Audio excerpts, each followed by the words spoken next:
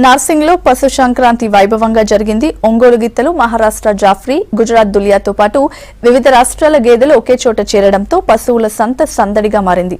పశు సంక్రాంతి సందర్భంగా పశువులను అందంగా ముస్తాబు చేసి ఆటపాటలతో రైతులు ఉత్సవాలు చేసుకున్నారు.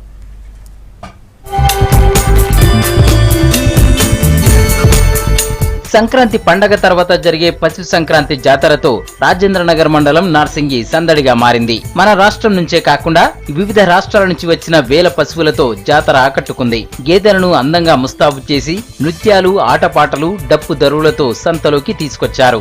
వందల మంది రైతులు తమ గేదెలను సంతలో అమ్మకానికి ఉంచారు. గుజరాత్, మహారాష్ట్ర, హర్యానా, బీదర్ తో పాటు ఒంగోలు, నెల్లూరు, వరంగల్ తదితర జిల్లాల నుంచి అనేక జాతుల పశువులను సంతలో రైతులు అమ్మకానికి ఉంచారు.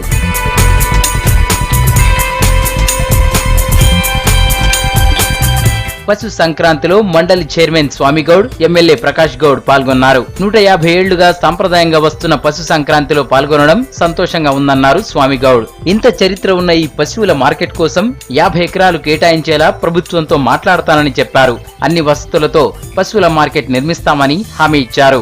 నార్సింగి గ్రామం 150 సంవత్సరాల చరిత్ర కలిగినటువంటి ఈ పశు సంపద, మంచి ఆవులు, మంచి బర్రెలు, ముర్రి ఆవులు అమ్మేటటువంటి పేరుగాంచినటువంటి వ్యాపారస్తులు, రైతులు ఈ ప్రాంతంలో ఉన్నారు. ఈ నార్సింగ్ లో ఉన్నటువంటి ఈ స్థలం ఇట్లా కొనసాగుతుండగానే ఇంకొక 50 ఎకరాల స్థలం ఎక్కడ ఉందో చూసి గవర్నమెంట్ స్థలాన్ని తీసుకొని ఖచ్చితంగా ఒక బ్రహ్మాండమైనటువంటి పశువు సంతను ఏర్పాటు చేసి తగినటువంటి అన్ని సౌకర్యాలతో ఇక్కడ ఉన్నటువంటి వ్యాపారస్తులందరికీ తలా 2 ఎకరాలు 3 ఎకరాలు అలాట్ చేసినట్టుంటే వాళ్ళు బ్రహ్మాండమైనటువంటి పశు మేళను, పశు సంపదను ఏర్పాటు చేసుకునే అవకాశం ఉంటుంది. నిజంగా కూడా ఈ రోజు ఇక్కడ చూస్తుంటే మీరు అందరు చూస్తున్నారు, రైతులకే కానీ అందరికీ కానీ మేలు జరుగుతుంటుంది.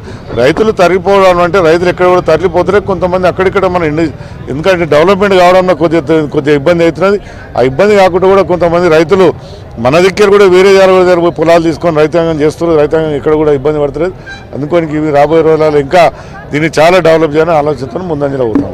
వివిధ జాతుల పశువులను ఈ జాతరలో అమ్మడానికి తీసుకొచ్చారు. ప్రతి ఏడాది ఇక్కడికి పశువులను తీసుకొచ్చి అమ్ముతామని చెప్తున్నారు వ్యాపారులు. ప్రతి సంవత్సరం జాతర అన్ని విధాల గేదెలు వస్తాయి. ఇక్కడ డిఫరెంట్ అంటే అన్ని గేదెలు ఉంటాయి, మంచి హై చెడ్డ. మహారాష్ట్ర, పంజాబ్, హర్యానా మొత్తం A to Z అక్కడ ప్రతి రాష్ట్రాల గేదెలు వచ్చి ఇది చేస్తాయి. ఈ సంత లక్ష పైన పోతే లక్ష లోపల ఉంటుంది. గుజరాత్, పంజాబ్ గేదెకి మంచి ఉంటుంది. సంవత్సరానికి సంక్రాంతి తర్వాత 10 రోజుల తర్వాత మేము ఈ సంత నింపుతాం. మార్కెట్ జాతర, ఈ జాతరకు మహారాష్ట్ర, కర్ణాటక, హర్యానా అన్ని రకాల గేదెలు వస్తాయి. అన్ని 15 రాష్ట్రాల నుంచి గేదెలు వస్తాయి ఈడికి అమ్మడానికి. ఈడికేలో ఒక 40,000 నుంచి 1,50,000 దాకా ఉంటుంది ఒక్కొక్క గేదె. హర్యానా తోటి కాస్ట్ ఎక్కువ ఉంటుంది. సంతలో ప్రదర్శనకు ఉంచిన పశువులను చూసి నచ్చిన గేదెను కొన్నారు రైతులు. ఒక్కొక్క పశువు 50,000 నుంచి 2 లక్షల వరకు అమ్ముడుపోయాయి. వివిధ రాష్ట్రాల గేదెలను చూసి కొన్నామని చెప్తున్నారు. ప్రతి సంవత్సరం వస్తాం చూడడానికి, కొనుక్కుంటాం, 1 2 తీసుకొని వెళ్తాం. ఇక్కడ హర్యానా వస్తాయి, దులియా వస్తాయి, అన్ని రకాల గేదెలు వస్తాయి. ఏది ఇష్టం ఉంటే అది తీసుకొని వెళ్తాం. రేట్లు టూ మచ్ ఉంటాయి. ఇవాళ ప్రతి సంవత్సరం అయినా టూ మచ్ ఉంటాయి. ప్రతి సంవత్సరం వస్తాం ఇక్కడ. లాస్ట్ సంవత్సరం కూడా తీసుకెళ్ళాం మేము. దాదాపు అప్పుడైతే మాకు 80,000 90,000 దాకా పడ్డది. ఈ రోజు ప్రత్యేకత ఏంటంటే జాతర కాబట్టి ప్రతి వారం వచ్చేదానికంటే కూడా 4 విధాలుగా ఎక్కువ వస్తాయి. 4 జాతరలే వస్తాయి. రేట్లు కూడా ఎక్కువనే ఉంటాయి. వివిధ ప్రాంతాల నుంచి వస్తాయి ఇక్కడ.